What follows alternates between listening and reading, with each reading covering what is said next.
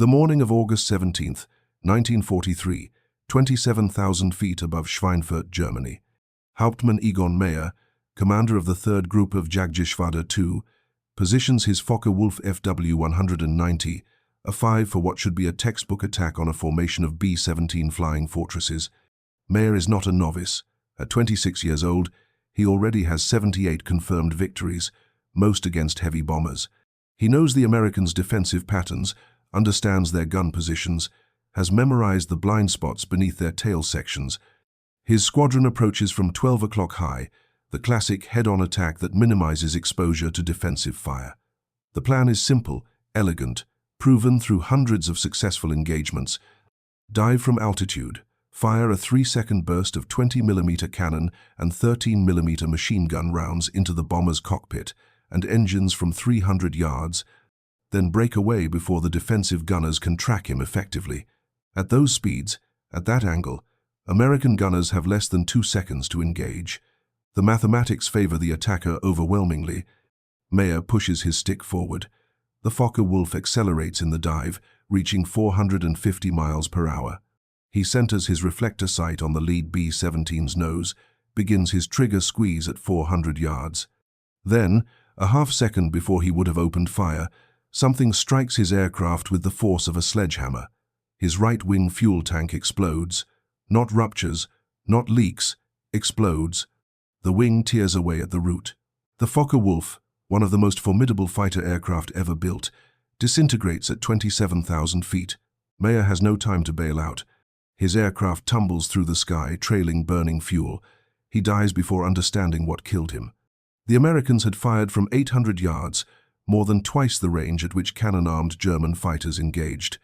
If you're enjoying this deep dive into the story, hit the subscribe button and let us know in the comments from where in the world you are watching from today. This scene, this impossible kill at impossible range, repeated itself throughout the savage air battles of 1943 and 1944. Luftwaffe pilots, among the most skilled and experienced combat aviators in the world, men who had survived hundreds of sorties on multiple fronts, were dying before they could bring their superior cannons into effective range. They were being killed by a weapon they had dismissed as inadequate, obsolete, insufficiently powerful for modern air combat. The Browning M2 50-caliber machine gun, firing armor-piercing incendiary rounds. The statistics told a story that contradicted everything German fighter doctrine had taught. During the first 6 months of 1944, American bomber gunners achieved confirmed kills on German fighters at average engagement ranges exceeding 650 yards. German cannon, the 20mm MG-151 and the 30mm Mk-108, had maximum effective ranges against bombers of approximately 400 yards and 500 yards respectively. The Americans were killing German fighters at ranges where German weapons literally could not reach their targets. The disparity defied every assumption the Luftwaffe had made about aerial combat. German fighter doctrine, refined through years of combat across Europe, North Africa, and the Eastern Front, held certain truths to be self-evident. Cannon were superior to machine guns for destroying aircraft. The 20mm MG-151 fired an explosive shell weighing 115 grams. A single hit could tear through aluminum airframe, detonate inside the fuselage, and cause catastrophic structural damage. The 30mm Mk-108, standard equipment on later model Bf-109 seconds and Fw-190 seconds, fired shells weighing 330 grams. 3 hits from a 30mm cannon would destroy a B-17 flying fortress. 3 hits, not 30, not 300. German engineers had calculated this precisely. 3 30mm high-explosive rounds delivered sufficient energy to sever primary structural members, destroy engines, or detonate fuel tanks. The American 50-caliber machine gun, by contrast, fired a projectile weighing just 45 grams, less than half the weight of a 20mm shell, less than 1/7 the weight of a 30mm round. German technical intelligence had analyzed captured 50-caliber ammunition early in the war. Their conclusion, documented in reports now preserved in the Bundesarchiv Militärarchiv in Freiburg, was dismissive. The American 50-caliber machine gun represents an obsolete approach to aerial armament. While adequate for engaging lightly constructed aircraft of the previous war, modern combat aircraft with self-sealing fuel tanks and armored protection require the destructive power of explosive shells. The kinetic energy projectile, regardless of caliber, cannot deliver sufficient damage to modern airframes. This assessment made perfect sense based on the understanding of aerial combat that had prevailed since World War I. Bullets poked holes, shells exploded. Explosions caused more damage than holes. Therefore, shells were superior to bullets. The logic was impeccable. The conclusion was catastrophically wrong. The error lay not in the logic, but in a failure to understand a specific technological development that American ordnance engineers had been refining since the late 1930s. The armor-piercing incendiary round, designated M8 API in American nomenclature, represented a fundamental reimagining of what a machine gun bullet could do. The M8 API round was not simply a solid projectile. It was a precisely engineered weapon system compressed into a package less than 6 inches long. The bullet itself consisted of multiple components, each serving a specific purpose. At the core was a hardened steel penetrator, heat-treated to exceptional hardness. This penetrator could punch through face-hardened armor plate up to half an inch thick at 500 yards. Surrounding the penetrator was a lead sleeve that provided mass and stability in flight. Behind the penetrator, at the base of the bullet, sat a small cavity containing a chemical incendiary compound. This compound, a mixture of barium nitrate and magnesium, was designed to ignite upon impact, specifically upon the compression and friction generated when the hardened penetrator struck metal. The incendiary compound would burn at approximately 2,200 degrees Fahrenheit for 1 to 2 seconds, hot enough to ignite gasoline vapor, hot enough to melt aluminum, hot enough to set fire to almost anything flammable inside an aircraft structure. The genius of the design lay in its dual-purpose nature. The armor-piercing capability allowed the round to penetrate German fuel tanks that were supposedly self-sealing. The incendiary component then ignited the fuel before the self-sealing mechanism could close the hole. German engineers had never anticipated this specific threat when designing their self-sealing fuel tank systems. German self-sealing tanks, similar to American and British designs, consisted of multiple layers. The outer layer was standard aluminum or steel. The next layer was a rubber compound that would swell when exposed to fuel, closing small punctures. The innermost layer was another rubber compound that prevented fuel from reaching the self-sealing layer under normal conditions. The system worked brilliantly against standard ball ammunition and even against explosive cannon shells that detonated outside the tank. A bullet would puncture the outer layer. The fuel would leak into the self-sealing rubber. The rubber would swell and close the hole. The entire process took 3 to 5 seconds. For a cannon shell exploding outside the tank, the blast might rupture the outer layer, but the self-sealing rubber would still function, closing any tears caused by shrapnel. What the German engineers had not anticipated was a projectile that would penetrate the tank completely, pass through all layers without fragmenting, and then ignite the fuel vapor inside the tank in the split second before the self-sealing mechanism could engage. The M8 API round did exactly this. The hardened steel penetrator punched through both sides of the fuel tank, entrance and exit. The incendiary compound, crushed and heated by the impact, ignited as the bullet exited the far side of the tank. Fuel tanks do not typically contain liquid fuel alone. They contain liquid fuel and fuel vapor. The vapor, in a confined space, is explosive. A single M8 API round penetrating a partially full fuel tank would ignite the vapor. The vapor would explode, rupturing the tank from the inside, spraying burning fuel throughout the aircraft's interior. The self-sealing mechanism, designed to handle small holes that leaked fuel slowly, could do nothing against a tank that had exploded from within.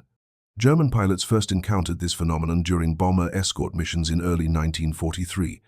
The initial reports were confused, contradictory. Pilots described their aircraft catching fire after taking hits from small-caliber machine gun fire at ranges where they believed themselves safe. Intelligence officers initially attributed these reports to pilot error or misidentification of weapon types. Perhaps the pilots had been hit by cannon fire from American fighters and misremembered the engagement. Perhaps they had been struck by defensive fire from bomber turrets, firing explosive 20mm rounds, though American heavy bombers carried no such weapons. The reports continued. Experienced pilots, men with dozens of confirmed victories, men who knew the difference between machine gun hits and cannon strikes, insisted they were being set on fire by American 50 caliber rounds at ranges exceeding 700 yards. Oberleutnant Hans Philipp, commander of the 1st Gruppe of Jagdgeschwader 1, submitted a detailed after-action report following a mission on June 13, 1943. Philipp was not a junior pilot prone to exaggeration. He had 206 confirmed victories, making him one of the highest-scoring aces in the Luftwaffe. His report, preserved in German military archives, stated clearly, "American defensive fire has increased dramatically in effectiveness. Our aircraft are catching fire from machine gun hits at ranges where we had previously considered ourselves safe. The American 50 caliber round appears to have incendiary properties we had not previously encountered." Philipp's report reached Major Gunther Roll, one of the Luftwaffe's most respected fighter leaders. Roll ordered the retrieval and examination of unexploded American ammunition from crashed B-17 seconds and B-24 seconds. German ordnance technicians at the Luftwaffe testing facility at Rechlin conducted detailed analysis of captured 50 caliber rounds throughout the summer of 1943. Their findings, compiled in a technical report dated September 4, 1943, revealed the sophistication of the M8 API design. The German report noted with professional admiration the integration of armor-piercing and incendiary capabilities in a single projectile. It calculated the penetration capabilities of the hardened steel core. It analyzed the incendiary compound's burn temperature and duration. Most critically, it identified the vulnerability this created in German fuel systems. The report concluded with a warning that German fighter tactics needed immediate revision. Attacks on American bombers should be executed at maximum speed to minimize time in the defensive gun envelope. Pilots should avoid prolonged approaches that expose their aircraft to sustained defensive fire. Under no circumstances should pilots assume that hits from 50 caliber rounds were non-critical simply because they were not explosive cannon shells. The tactical recommendations went largely unimplemented, not because German commanders dismissed them, but because implementing them was effectively impossible. The Luftwaffe's entire tactical doctrine for engaging heavy bombers was built around the frontal attack. A fighter would approach from 12 o'clock high or 12 o'clock low, fire a burst of cannon fire into the bomber's nose at close range, then break away downward or to the side, minimizing exposure to defensive fire. This tactic worked because the bomber's forward-firing defensive armament was limited. A B-17's chin turret, when equipped, carried two 50 caliber guns. The top turret could be brought to bear forward, but had limited traverse. A fighter attacking from dead ahead faced perhaps 4 guns, compared to the 8 or 10 guns that could engage from beam or tail positions. But the frontal attack required the fighter to fly directly toward the bomber formation for 15 to 20 seconds, closing from 1,000 yards to 300 yards before opening fire. During those 15 to 20 seconds, the fighter presented a perfect target to defensive gunners. A fighter is much harder to hit when crossing at 90 degrees. It is much easier to hit when flying directly toward you, growing larger in your sight, moving on a predictable path. If you find this story engaging, please take a moment to subscribe and enable notifications. It helps us continue producing in-depth content like this. American bomber gunners, equipped with computing gun sights and trained in deflection shooting, found engaging frontal attacks relatively straightforward compared to crossing shots. They could estimate range by the apparent size of the attacking fighter, lead it slightly to account for the closure rate, and pour sustained fire into the approach path. The psychological impact on German pilots was immediate and devastating. Hauptmann Anton Hackel, an ace with 192 victories who survived the war, described the experience in post-war interviews. Attacking American bombers became a terror. You see them in the distance, these massive formations of fortresses and liberators. You position yourself, you begin your approach, and immediately their defensive fire begins. Not random, not panicked, but accurate, sustained fire. You watch the tracers coming toward you, orange lines reaching across the sky. You know that for every tracer you see, there are 4 rounds you cannot see. Your training says, press the attack.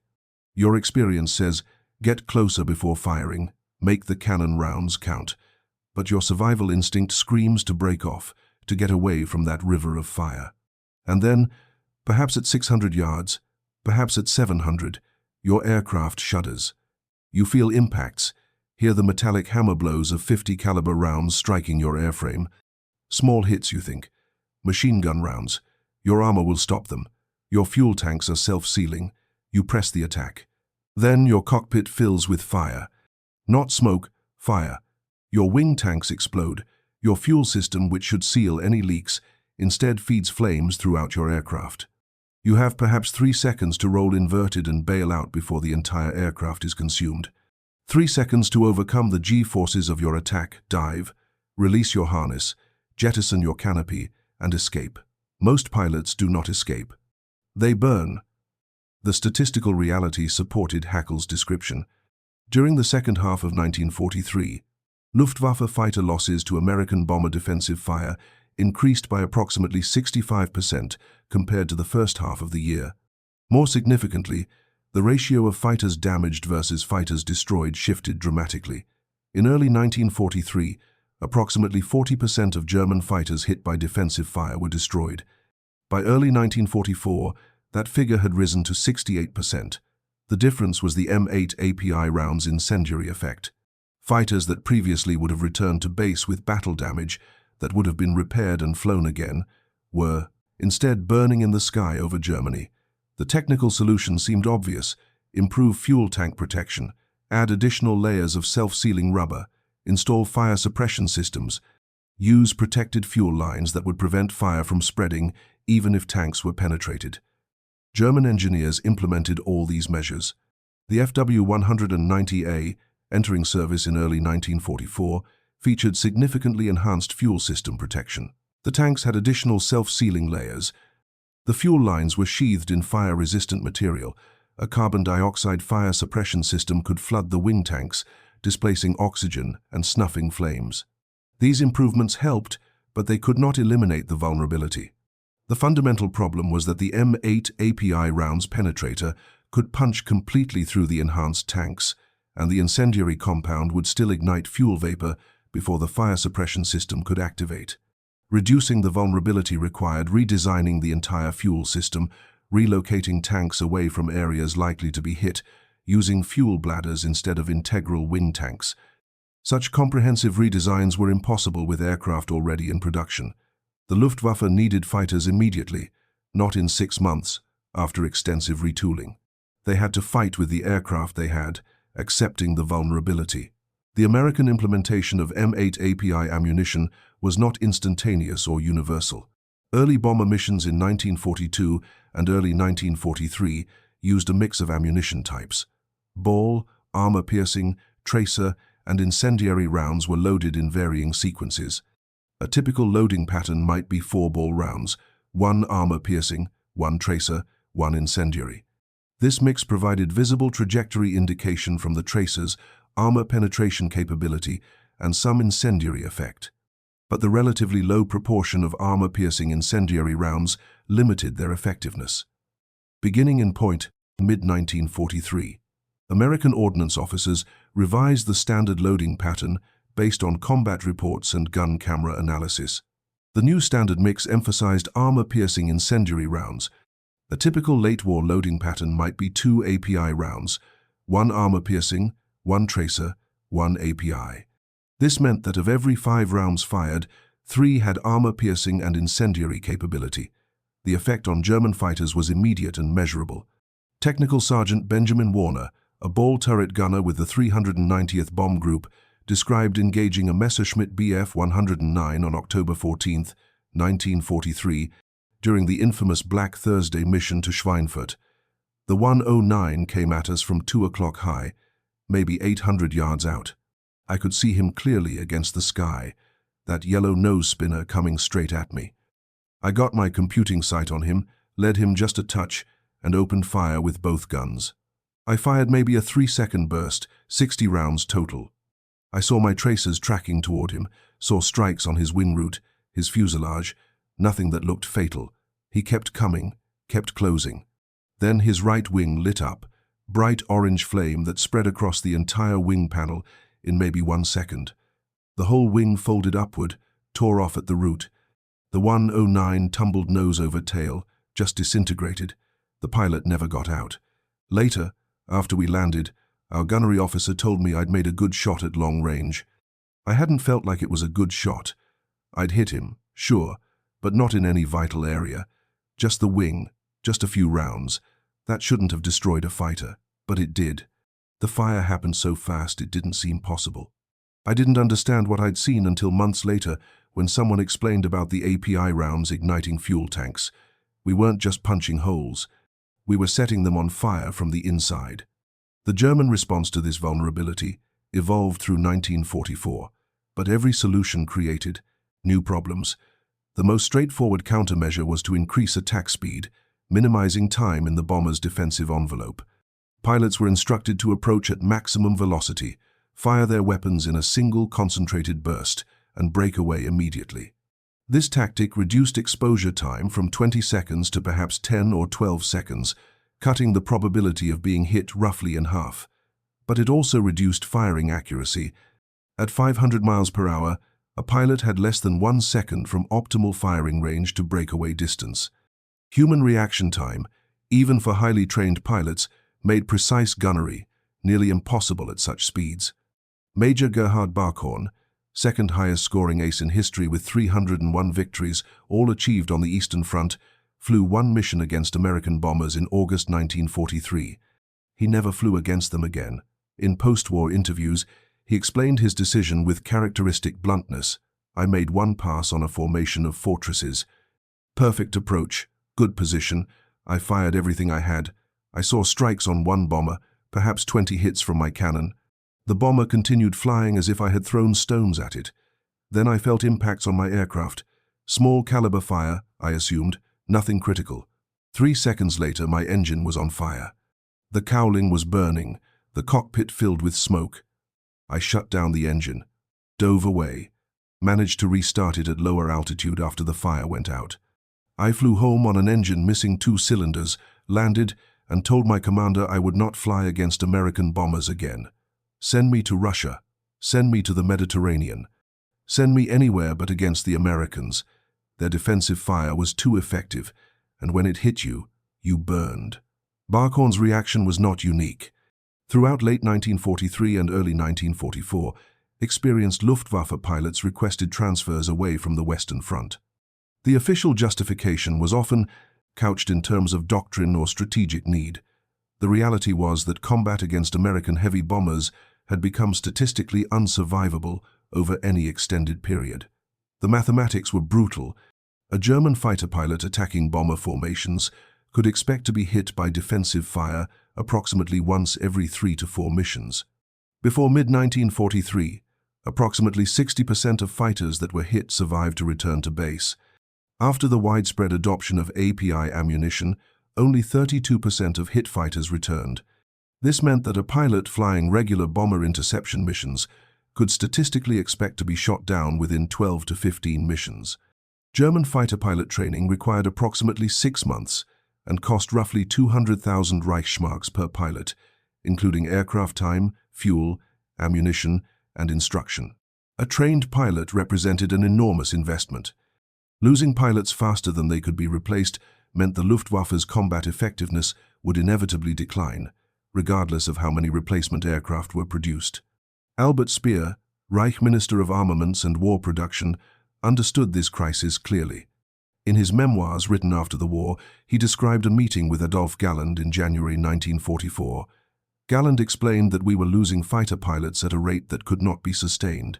The training pipeline could produce perhaps 1,200 new fighter pilots per month. We were losing 1,500 per month.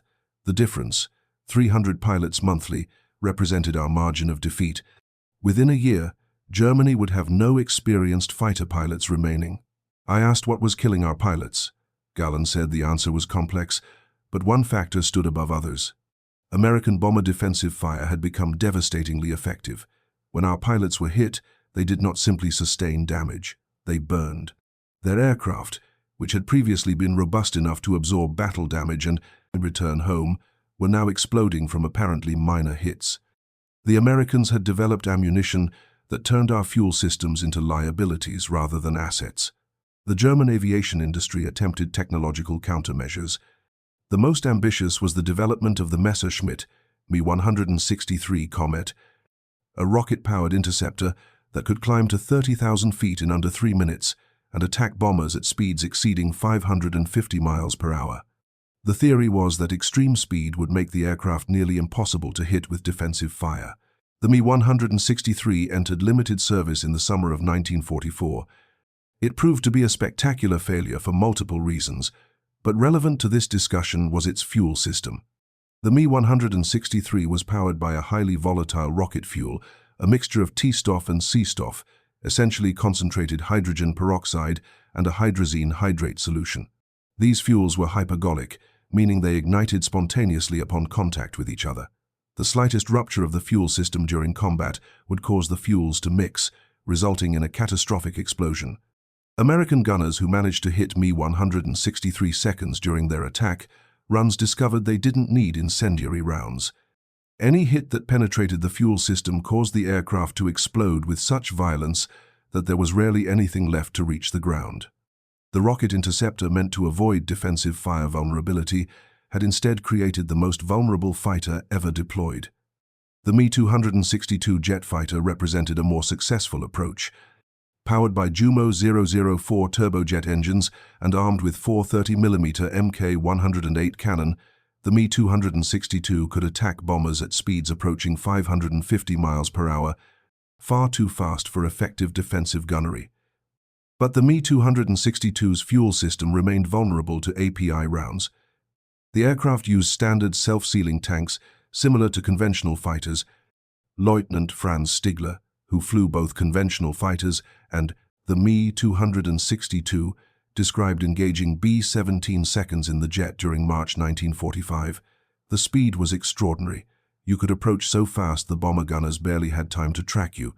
Make your pass, fire your cannon, and be gone before they could respond effectively. But if they hit you, even at that speed, even with just a few rounds, the result was the same as in a 109 or 190. Your tanks would ignite, and you had seconds to bail out. I saw Wolfgang Schenkenberg shot down in his 262. He made a perfect attack, destroyed a fortress with a single burst, then was hit by defensive fire from another bomber as he passed through the formation. Just a few hits, small-caliber machine gun fire. His jet caught fire immediately. He tried to bail out, but he was too low, going too fast. The aircraft exploded before he could escape. The speed that was supposed to protect us meant we had even less time to react when we were hit. The German fighter pilot community developed a grim respect for the M8 API round's effectiveness. Unlike explosive cannon shells, which were visually spectacular but often caused survivable damage, the API round's incendiary effect was insidious. A pilot might feel a few impacts, assume he had taken minor damage, then suddenly find his aircraft engulfed in flames with no warning, no time to react. Oberst Johannes Steinhoff, a 176 victory ace who survived the war despite being shot down multiple times, described the psychological effect. We feared fire above all else. A fighter could absorb significant structural damage and remain flyable. You could lose part of a wing, have control surfaces shot away, fly home on a damaged engine. But fire was instant death. Once your aircraft was burning, you had perhaps 5 seconds before the entire fuel system exploded. The American .50 caliber API round created fire reliably, predictably. You could not armor against it because it penetrated armor. You could not use self-sealing tanks because it ignited fuel before the tanks could seal. You could not suppress the fire because it started inside the fuel system itself. There was no defense except to avoid being hit, and avoiding hits when attacking formations of 50 or 60 heavy bombers, each carrying up to 13 machine guns, was effectively impossible. The Pacific Theater presented the same vulnerability in a different context. Japanese fighters, designed for maximum maneuverability and range, sacrificed virtually all protection to save weight. The Mitsubishi, a 6M0, the Imperial Japanese Navy's primary fighter throughout the war, carried no armor protection for the pilot and no self-sealing fuel tanks. The aircraft's range and climb performance were extraordinary, but its survivability was abysmal. American pilots discovered early in the Pacific War that the Zero would burn if hit almost anywhere.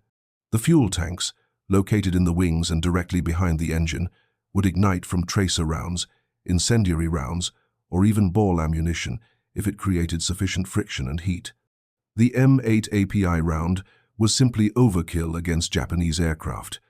It would penetrate completely through the Zero's thin aluminum skin, exit the far side, and the incendiary compound would ignite fuel, fabric control surfaces, or wooden structural components.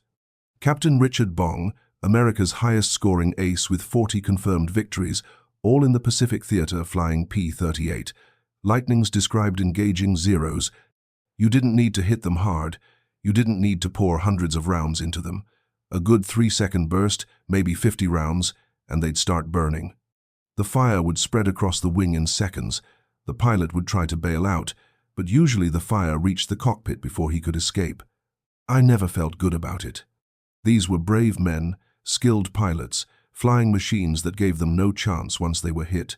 Our aircraft had armor, self-sealing tanks, redundant systems. Theirs had nothing. It wasn't really a fair fight. We were killing them with a technological advantage they couldn't overcome.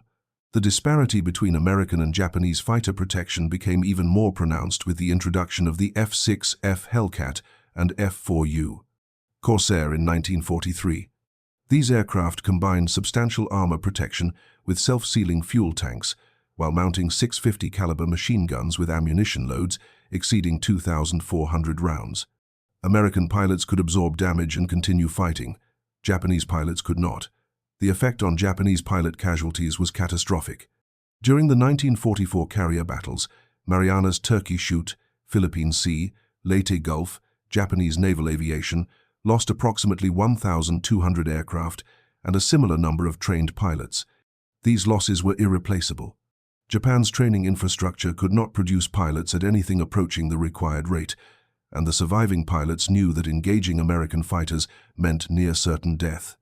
By 1945, Japanese pilots resorted to kamikaze tactics, not primarily for philosophical reasons, but because conventional attacks had become statistically unsurvivable. If you were going to die anyway, better to die causing maximum damage to the enemy. The logic was brutal but mathematically sound given the alternatives.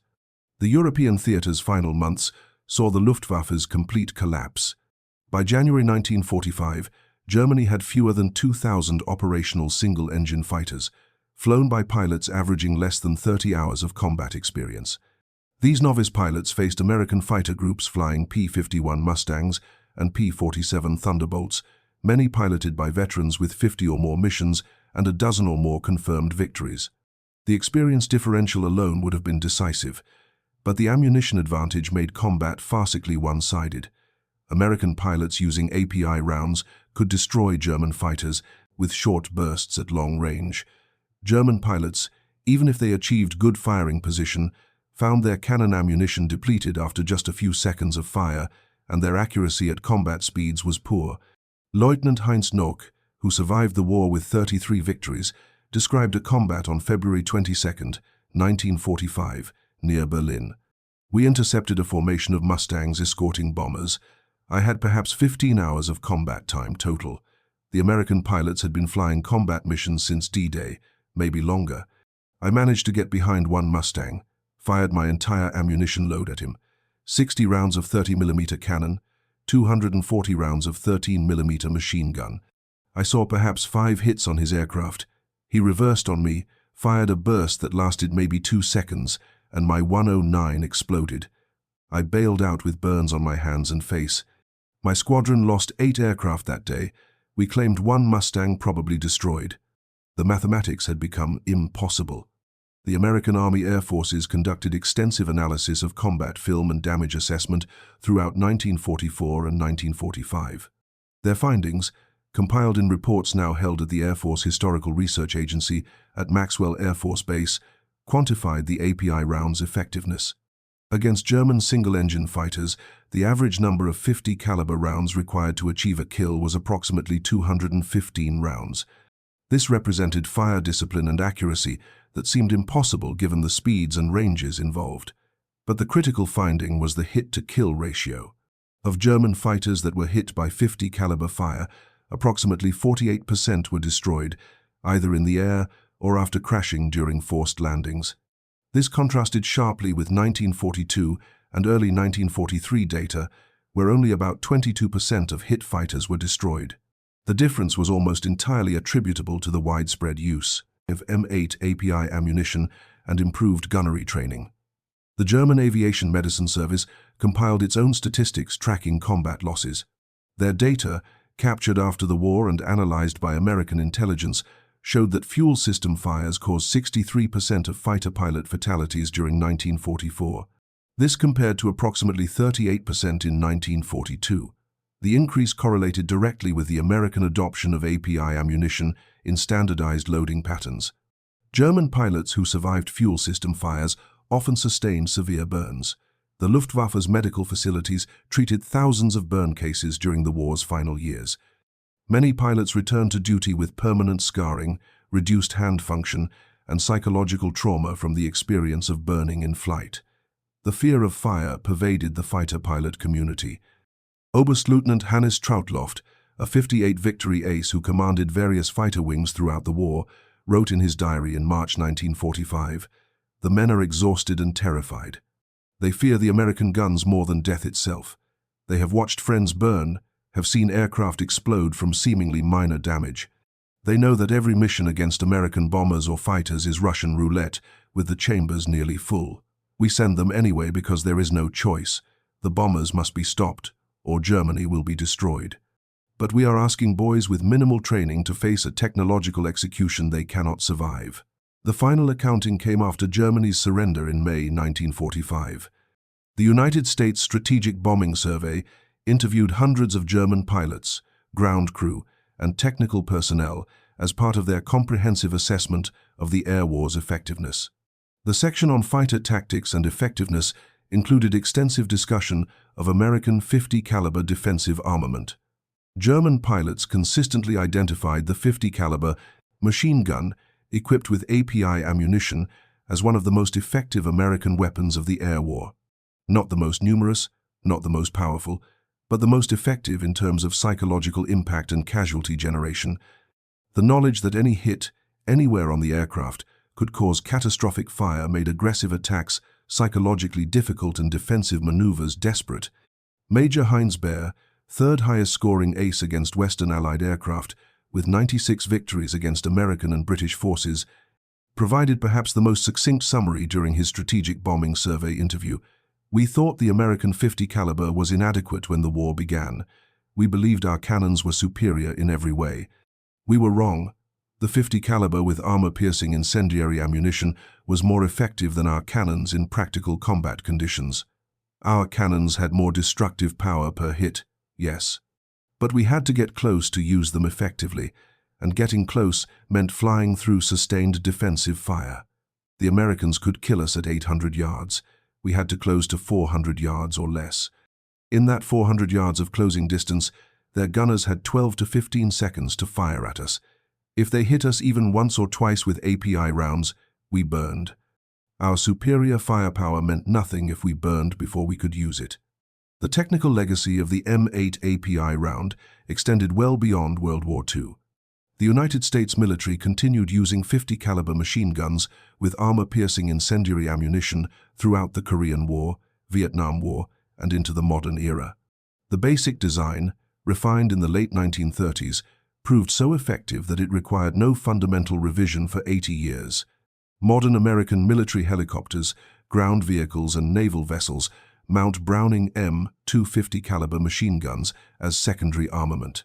The ammunition used today, designated M8 API or improved variants like the M20 APIT functions, on the same principles developed in the 1930s. A hardened penetrator punches through armor. An incendiary compound ignites flammable materials. Simple, effective, reliable. The psychological dimension of the API round's effectiveness deserves particular emphasis. Weapons cause physical damage, but effective weapons cause psychological damage that degrades enemy morale and effectiveness. The M8 API round's tendency to cause catastrophic fires created a specific psychological terror among German pilots that went beyond the objective casualty statistics. Pilots could accept being shot down if they had a reasonable chance of survival. They could accept aircraft damage if they could repair it and fly again. But burning in flight, trapped in a cockpit while fuel-fed flames consumed the aircraft, was a death that haunted every German fighter pilot. The knowledge that any hit could cause this specific death made aggressive attacks psychologically exhausting.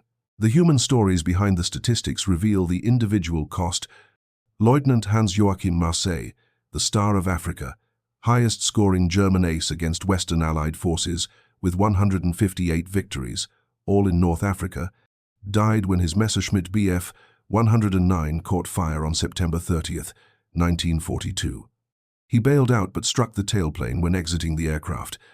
Whether the fire was caused by mechanical failure or combat damage remains unclear, but the outcome was the same. One of Germany's most talented pilots, dead at 22 years old. Hauptmann Hans-Joachim Jabs, a night fighter ace with 50 victories, survived the war, but described losing his observer and radar operator when their Me-110 was hit by defensive fire from a British bomber in 1943. One burst of machine gun fire, perhaps 3 seconds. We took maybe 10 hits, small holes in the fuselage, nothing that seemed critical. Then fire erupted in the fuel tank behind the cockpit. My crew in the rear could not escape. They burned while I flew the aircraft, trying to land, trying to save them. I could hear them screaming over the intercom. I landed the aircraft, but they were already dead. 10 small holes from machine gun bullets, and 2 men burned to death. The broader question of weapons effectiveness in modern warfare connects directly to the M8 API round's success. Military organizations naturally gravitate toward weapons that deliver maximum destructive power. The biggest bomb, the most powerful gun, the longest-range missile, but practical effectiveness often lies in weapons that can be used reliably under actual combat conditions. The German 30mm Mk-108 cannon could destroy a B-17 with 3 hits, but if the fighter pilot rarely survived long enough to fire those 3 shots, the weapon's theoretical power meant nothing. The American .50 caliber machine gun might require 200 hits to destroy the same bomber, but if American gunners could fire 2,000 rounds per engagement and hit 48% of the fighters that attacked them, the practical effectiveness favored the Americans overwhelmingly. Modern military doctrine reflects these lessons. The United States military emphasizes survivability and sustained firepower over maximum individual weapon power. American aircraft, vehicles, and personnel equipment prioritize protection and reliability. The philosophy traces directly back to World War II experiences where technological advantages in seemingly unglamorous areas, armor-piercing incendiary ammunition, self-sealing fuel tanks, and redundant systems proved more decisive than spectacular innovations like jet fighters or rocket interceptors. The German aces who survived the war carried their respect for American weapons technology throughout their lives. When the German Air Force reformed in the 1950s as part of NATO, many former Luftwaffe pilots returned to service. They found themselves flying alongside American pilots, sometimes the very men who had fought against them a decade earlier. These former enemies developed mutual respect based on shared experiences. In 1963, the Luftwaffe held a reunion for surviving World War II fighter pilots. The keynote speaker was General Lieutenant Günther Rahl, who had commanded fighter wings during the war and now served in NATO. His speech addressed the lessons learned from combat against American forces. We were skilled pilots flying advanced aircraft, but we were defeated by an enemy who understood modern warfare better than we did. They understood that wars are won by the side that keeps its pilots and soldiers alive long enough to gain experience, long enough to become effective. Their ammunition, their armor, their tactics, all prioritized survival. Our ammunition, our aircraft design, our tactics prioritized performance. Performance is useless if you do not survive to employ it. The Americans taught us that lesson at tremendous cost to our pilots. Those of us who survived carry that lesson forward, build systems that protect the operator, accept weight and complexity if it means survival. Never again sacrifice protection for the illusion of performance advantage. Thank you for watching. For more detailed historical breakdowns, check out the other videos on your screen now and don't forget to subscribe.